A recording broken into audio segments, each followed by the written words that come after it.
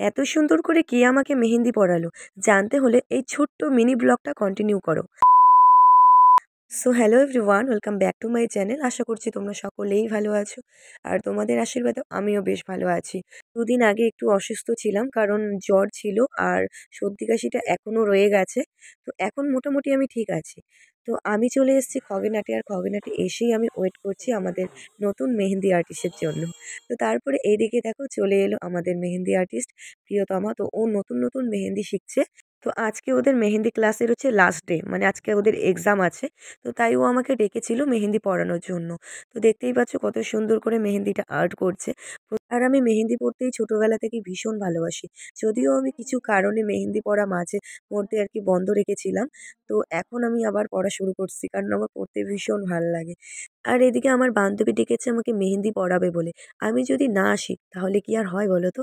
তো এদিকে দেখতেই পাচ্ছ মেহেন্দি পরানোটা মোটামুটি কমপ্লিটের দিকে, শুধু হাতের তালুটা আছে, ওটা পরালেই হয়ে যাবে। নতুন নতুন যেহেতু মেহেন্দি শিখছে, ওই হিসেবে কিন্তু ভীষণ ভালো মেহেন্দি আর্ট করেছে সবাই।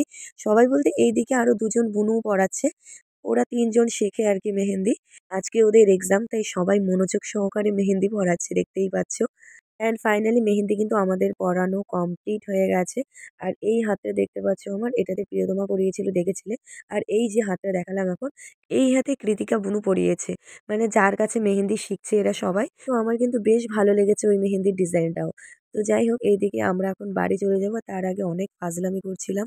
মানে আমার ক্যামেরাটার মধ্যে কি বলো তো গাইস, রোদের মধ্যে দাঁড়ালে মানে সামনের জনকে ফর্সা লাগে, পিছনের জনকে কালো লাগে। তো সেটাই করছিলাম এখানে কি। তো অনেক হাসাহাসি হচ্ছিল। তারপরে আমি মোবাইলটা দিয়েছিলাম কৃতিকা বুনুকে। কারণ পিছনে যেই দাঁড়াচ্ছে তাকে ভূতের মতো লাগছে। একটু পরে আমাদেরকে ভূতের মতো লাগবে। দেখতে চাও? এই যে দেখো, আমাকে একদম কালো ভূতের মতো লাগছে। তো যাই হোক, এখানে অনেক হাসাহাসি করছিলাম আমরা। এইসব ছোট, ছোট বিষয়ে হাসাহাসি, আনন্দ, মজা করতে বেশ ভাল লাগে। তো যাই হোক, এখানে আর বেশিক্ষণ সময় আমরা কাটাবো না। বাড়িও তো যেতে হবে নাকি? তাই আমি মেহেন্দিটাও তাড়াতাড়ি করে ধুয়ে ফেলেছিলাম, বেশিক্ষণ রাখিনি। আর এইদিকে আমরা এখন বুনুকে টাটা করে চলে যাচ্ছি বাজারের দিকে। মানে বাজার দিয়েই তো বাড়ি যেতে হবে। তো আজকের এই মেহেন্দি পরানোটা আমার কিরকম হয়েছে আমাকে অবশ্যই কমেন্ট করে বলবে। আর তোমরা যদি মেহেন্দি পড়তে চাও তাহলে তোমরা ওই বুনুটা আর এই বান্ধবীটার সাথে অবশ্যই যোগাযোগ করবে। আজকের ব্লগটা আর বেশি বড় করব না। আমি বাড়িতে এসেছিলাম, বেশ কিছুক্ষণ সময় হয়ে গেছে। আর তার মধ্যে আমি গেছিলাম এক জায়গায় আর কি খাওয়া-দাওয়া করতে, মানে বৈষ্ণব সেবা ছিল আমাদের বাড়ির পাশে। ওখানে গেছিলাম, আর ওখান থেকে এসে আবার ভাবলাম যে না, ব্লগটা তো আমি এন্ড করিনি, তো এন্ড করে দিই। আর এদিকে অর্পিতাকে দেখো ঠান্ডা লেগে গেছে। আর এখন সন্ধ্যা, সন্ধ্যা প্রায় না হয়েই গেছে। তো ক্যামেরা কোয়ালিটি দেখে তোমরা হয়তো অনেকে বুঝতে পারছো সূর্যটা ডুবে গেছে।